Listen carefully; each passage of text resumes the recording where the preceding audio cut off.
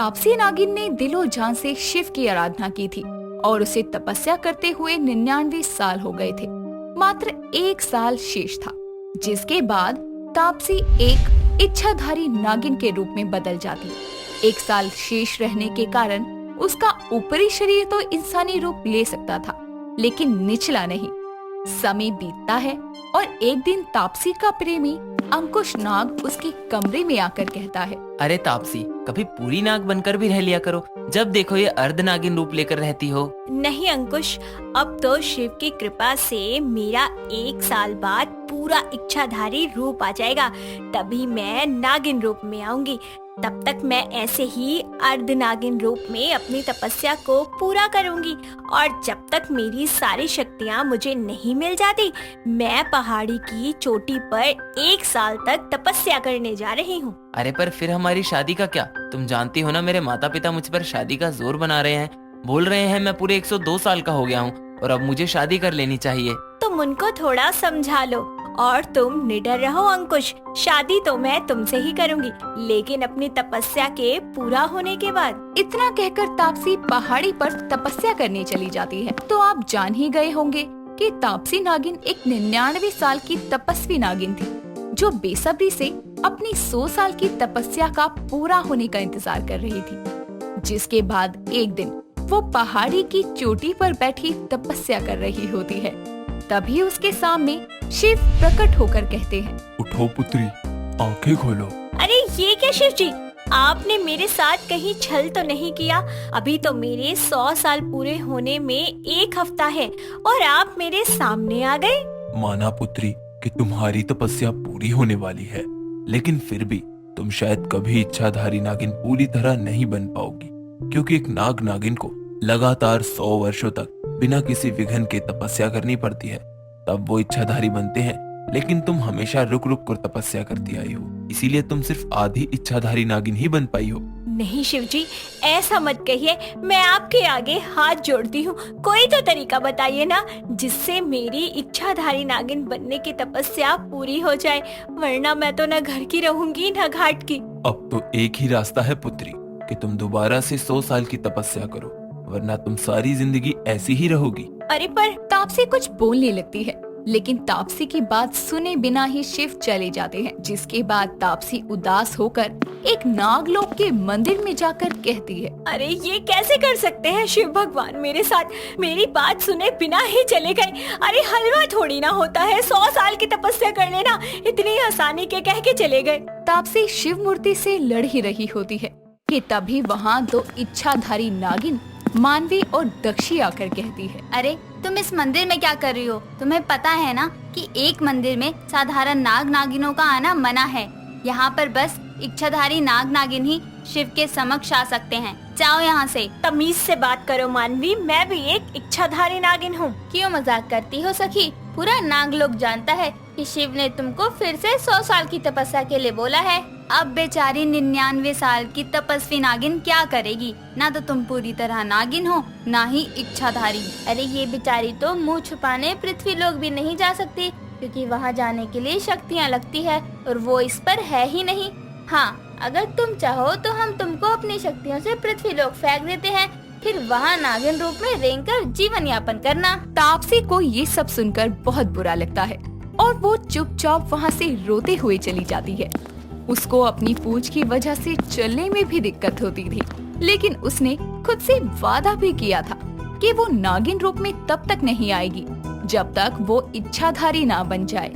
तापसी इसी कश्मकश में अपने कुछ दिन बिताती है और एक दिन रोते हुए अपने कक्ष में खुद से कहती है, अब मैं क्या करूं? इस पूंछ के साथ तो मेरी कहीं पूंछ ही नहीं है। कोई मुझे धत्कार देता है तो कोई सुनाकर चला जाता है। आखिर मैं ऐसे कैसे रहूंगी? तापसी इतना बोल ही रही थी कि तभी वहाँ नागराज आते हैं और उसे देखकर वो कहती है, अरे नागराज, आप यहाँ मेरे कक्ष में कैसे? पुत्री, मैंने सुना है कि स्वयं शिव तुम्हारे समक्ष आए थे। ये तो बड़ी अच्छी बात है। हाँ नागराज, शिव जी आए थे और उन्होंने मुझे दोबारा तपस्या करने को बोला, वरना मैं हमेशा ऐसी ही रह जाऊंगी। तो फिर तुमने तपस्या करने के बारे में क्या सोचा? नागराज, मैं दोबारा अपने जीवन के 100 साल तपस्या में व्यर्थ नहीं करना चाहती। मैं पहले ही 99 साल की तपस्वी नागिन हूँ। कोई और रास्ता निकालिए ना। कोई और रास्ता होता तो शिव तुम्हारा मार्गदर्शन जरूर करते। देखो पुत्री, मैं तुमसे यहाँ ये कहने आया हूँ कि तुम जल्द से जल्द अपनी तपस्या शुरू करो, और अगले 2 दिन में तुमने अपनी तपस्या शुरू नहीं की तो मजबूरन क्या नागराज, अपनी बात को पूरा कीजिए। मजबूरन मुझे तुमको इस नागलोक से निष्कासित करके साधारण सांप बनाकर पृथ्वीलोक भेजना होगा। आप ऐसा कैसे कह सकते हैं? ये मेरी मातृभूमि है, मैं इसको छोड़कर कहीं नहीं जाने वाली। रहम करिए, आप तो नागराज हैं। तो अपनी तपस्या फिर से पूरी करो। इसमें मैं तुम्हारी कोई भी सहायता करने में असमर्थ हूँ, मुझे क्षमा करना। इतना कहकर नागराज उसके कक्ष से चले जाते हैं और तापसी चिंतित हो जाती है और रोने लगती है कि तभी उसके कक्ष में अंकुश नाग आकर बोलता है। क्या हो गया है तुमको तापसी? तुम इतना रो क्यों रही हो? सब ठीक है ना? तुम तो पहाड़ी की चोटी पर तपस्या के लिए गई थी, हुआ क्या है? क्या बताऊं अंकुश, मेरी जिंदगी बर्बाद हो गई है। जब मैं तपस्या कर रही थी तब शिव भगवान मेरे सामने प्रकट हुए थे और उन्होंने मुझे दोबारा से 100 साल की तपस्या करने को कहा, क्योंकि मैंने अपनी पहली तपस्या को रुक रुक कर किया था। हाँ, तो इसमें इतना घबराने या रोने वाली क्या बात है? चली जाओ पहाड़ी पर और 100 साल की निरंतर तपस्या करके ही वापस आना। कि तुम क्या कह रहे हो अंकुश? तुम खुद मुझसे बोलते थे कि तुम्हें शादी जल्दी करनी है, वरना तुम्हारे माता पिता तुम्हारी शादी कहीं और करवा देंगे। अरे मेरी मूर्ख 99 साल की तपस्वी प्रेमिका, मैं तुमसे बहुत प्यार करता हूँ और विवाह करना चाहता हूँ, पर इसका मतलब ये नहीं कि मैं तुम्हारे लिए 100 वर्षों का इंतजार नहीं कर सकता। तुम जाओ और अपनी तपस्या पूरी करो, मैं तुम्हारा इंतजार करूंगा। ये एक इच्छाधारी नाग का वादा है। और तुम्हारे माता पिता, उनका क्या?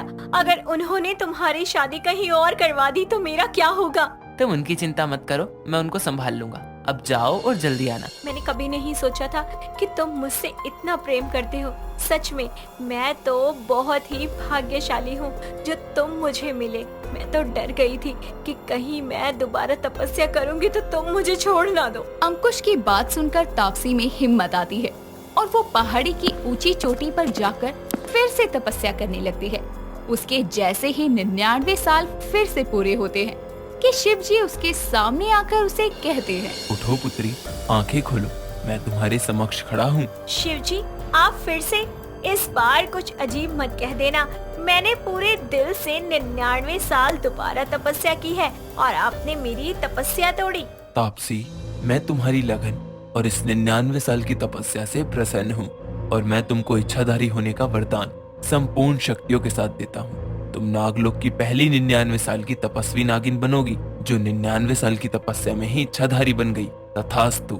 आपका बहुत बहुत शुक्रिया शिव, मुझे ये वरदान देने के लिए। मैं आपका एहसान सारी जिंदगी नहीं भूलूंगी। इतना कहकर शिव चले जाते हैं और तापसी खुश हो जाती है और नागलोक में ये बात आग की तरह फैल जाती है कि तापसी को शिव जी ने 99 साल की तपस्या पर ही इच्छाधारी बना दिया। जिसके बाद तापसी अपने प्रेमी अंकुश से शादी करके खुशी खुशी रहने लगती है। रेवा और विवेक मंडप में बैठे हुए थे। पंडित जी फेरों की तैयारियां कर रहे थे। वर वधू का गठबंधन किया जाता है और जैसे ही रेवा और विवेक फेरों के लिए खड़े होते हैं, तभी एक काली परछाई जो किसी को नजर नहीं आती, वो रेवा के अंदर समा जाती है, जिससे एकदम से रेवा को धक्का लगता है। तभी पास में खड़ी रेवा की सास नीमा उसे संभालते हुए बोलती है, अरे रेवा बेटा, क्या हुआ? जी कुछ नहीं, बस यूं ही ऐसा लगा कि किसी ने धक्का दे दिया। आराम से बेटा। ऐसे ही फेरों की रस्म शुरू की जाती है। रेवा के साथ साथ उस काली परछाई की भी विवेक से शादी हो जाती है, जिसके बाद रेवा अपने मायके से विदा होकर विवेक के साथ अपने ससुराल आती है। कुछ घंटों बाद विवेक अपनी सुहाग रात के लिए अपने कमरे में आता है, जहां रेवा घूंघट किए पलंग पर बैठी थी। विवेक रेवा के पास जाकर उसका घूंघट उठाता है और बोलता है, माय गॉड, कितनी खूबसूरत लग रही हो तुम। किसी अप्सरा, किसी परी से कम नहीं लग रही हो। सच में कितना इंतजार किया है मैंने इस पल का, और आज जब तुम मेरे सामने हो तो समझ नहीं आ रहा कि क्या कहूँ। कुछ मत कहो, मैं तो सदियों से इस मिलन की रात का इंतजार कर रही हूँ। ये कैसी बातें कर रही हो? बातों में वक्त जाया मत करो, बस खो जाओ मुझ में। इतना कहकर रेवा विवेक को अपनी बाहों में भर लेती है और दोनों अपनी सुहाग रात को एंजॉय करते हैं। ऐसे ही दिन बीतते हैं। रेवा अपनी ससुराल की सारी जिम्मेदारियों को अच्छे से संभालती है। शादी के बाद पहली पूर्णिमा की रात को रेवा सबसे छुपकर छत पर जाती है और जैसे ही चांद की चांदनी उसके जिस्म पर पड़ती है तो उसकी असल त्वचा बदलकर सांप की खाल जैसी हो जाती है और वो एक डरावनी आवाज में बोलती है, आज ये चांद इस बात का गवाह है कि मैं नगीशा, एक इच्छाधारी नागिन, अपने प्यार को पाने के लिए वापस आ गई हूँ। इस चांदनी में मेरा असल रूप नजर आ रहा है। अब अगली पूनम की रात तक का इंतजार है। उस दिन सभी ग्रह अपना घर बदलने वाले हैं। उस रात मैं विवेक से मिलन करके उसे हमेशा के लिए अपने साथ ले जाऊंगी। इतना कहकर रेवा बेहोश होकर वहीं गिर जाती है। तभी उसके भीतर से एक बहुत ही सुंदर इच्छाधारी नागिन नगीशा की आत्मा निकलती है और बोलती है, सबको लगता है कि विवेक की शादी रेवा से हुई है, पर नहीं। रेवा का रूह और शरीर तो मेरी गिरफ्त में है और विवेक, उसकी शादी तो मुझसे हुई है, इस नागिन के भूत से। इतना कहकर नगीशा वापस से रेवा के भीतर प्रवेश कर लेती है और रेवा को होश आता है, जिसके बाद वो छत से आकर नीचे चली जाती है। ऐसे ही एक दिन सभी लोग बैठकर टीवी पर नागिन की मूवी देख रहे होते हैं। तभी वहाँ रेवा सबके लिए शरबत लेकर आती है और सबको देती है। तभी मूवी में बीन की धुन बजने लगती है, जिसे सुनकर रेवा के हाथ पैर में कंपन पैदा होती है और तभी विवेक बोलता है, अरे वाह, मुझे ये धुन बहुत पसंद है। माँ थोड़ी आवाज बढ़ा दो ना। अरे तुम खड़ी क्यों हो, बैठो ना, देखो ना कितनी अच्छी मूवी है। नहीं नहीं, मुझे जाना है, मुझे नहीं देखनी। और प्लीज आवाज कम करो यार, कोई और मूवी लगा दो। क्या हुआ बहू, तुझे पसंद नहीं क्या ये मूवी? अच्छी है पर ये बीन की धुन, मुझे बेचैनी हो रही है, मैं नहीं सह सकती। रेवा, तुम ऐसे रिएक्ट कर रही हो जैसे किसी नागिन का भूत आ गया हो तुम में। रेवा किसी को भी बिना कुछ कहे सीधा अपने कमरे में जाती है और दरवाजा बंद कर लेती है।